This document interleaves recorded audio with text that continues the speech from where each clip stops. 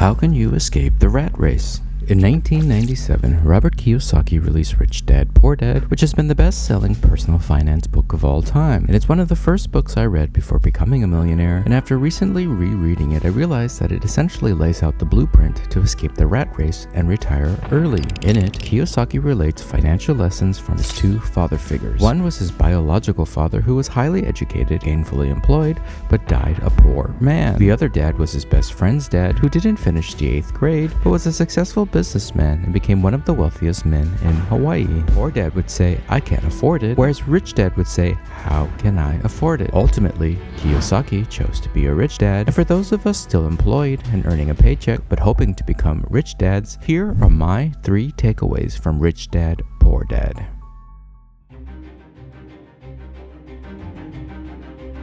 Do you ever feel like you're stuck in the rat race? Does it ever feel like despite the fact that you work more hours and earn more money, you feel just as poor as you did before because you end up buying more things and need to work even more hours just to sustain this lifestyle? Reading Rich Dad, Poor Dad made me realize how I was focusing too much on increasing my income and not enough on growing my assets. For most people, your main source of income is from your job. And when you get paid, it all goes to your expenses, such as taxes, housing, cars, food, happy hours, and vacations. And if you're not careful, then your expense column grows too rapidly and bigger than your income column. At this point, most people try to increase their income to compensate, but this is somewhat inefficient because in our progressive tax system that punishes income, you actually pay more taxes the more your income increases. Or to compensate for the increased expenses, a young professional might take on more liabilities, such as through credit cards, car loans, or mortgages, which ultimately lead to more expenses. Soon enough, you get caught in the vicious cycle of earning, spending,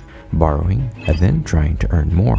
This is known as the rat race. Kiyosaki says that poor and middle-class people focus too much on income, expenses, and liabilities. However, millionaires don't participate in this game. Instead, they focus on a 4th column. Wealthy people focus on the asset column, which is the most powerful wealth building tool. According to Kiyosaki, the number 1 rule you need to know about financial literacy is the difference between an asset and a liability. The simple 1-sentence answer is that an asset puts money in my pocket and a liability takes money out of my pocket. Because at the end of the day, people who become rich grow their assets, while the poor and middle class spend their money on liabilities. Instead of focusing on a job for income, the rich focus on assets for their income. For example, real estate leads to rental income, stock leads to dividend payments, bonds lead to interest payments, and intellectual property leads to royalties. Whereas liabilities lead to expenses. For example, a car loan leads to monthly payments, credit cards lead to monthly payments, and even a home mortgage is a liability because it leads to mortgage payments, property taxes, homeowners insurance, maintenance, and utilities. So, as you can see, the rich focus on assets. So how does somebody seeking financial independence apply these lessons and escape the rat race? Step 1. Keep your expenses as low as possible. It's easier to do this when you're younger while it's still socially acceptable before you have more responsibilities. Did you know that your biggest expense is actually taxes? Over the years, as you start doing your taxes, you'll start learning about how much tax you pay and ways to minimize your tax bills through deductions. Your next biggest expenses will be housing, transportation, insurance, food, clothing, amongst others. And I think there are a lot of different ways to budget, so come up with a spending plan that's right for you. Step 2. Minimize your liabilities. If you're constantly paying off debts, then you'll never have enough money to buy assets. Pay off existing liabilities starting with the highest interest liabilities first, such as credit cards and other loans. If you have student debt, come up with a reasonable plan to pay them off over time. And lastly, avoid taking on any new liabilities. Step 3. Optimize your income. Whether you get a raise, work overtime, start a side hustle, or get a second job, funnel all your leftover income from your job and start buying assets.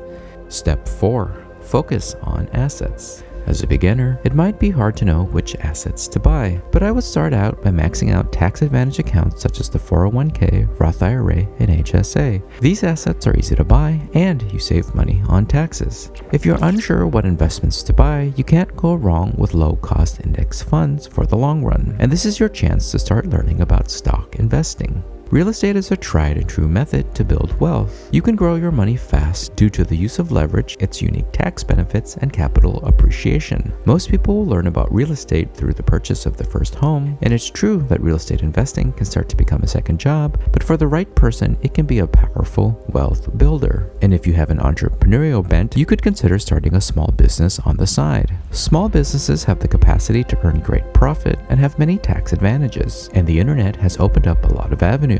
One could simply start with selling on eBay, or sell digital products such as books or courses, or even start a YouTube channel and podcast to build your brand. Over time, these assets will start kicking back income, and the goal is to have income from your assets exceed the income from your job. That's the point where you become financially free. And instead of trading your time for an income, the dollars you invest in assets become your employees earning money for you. These dollars work for you whether you sleep or you are on vacation, and these dollars can work for generations, even after you die.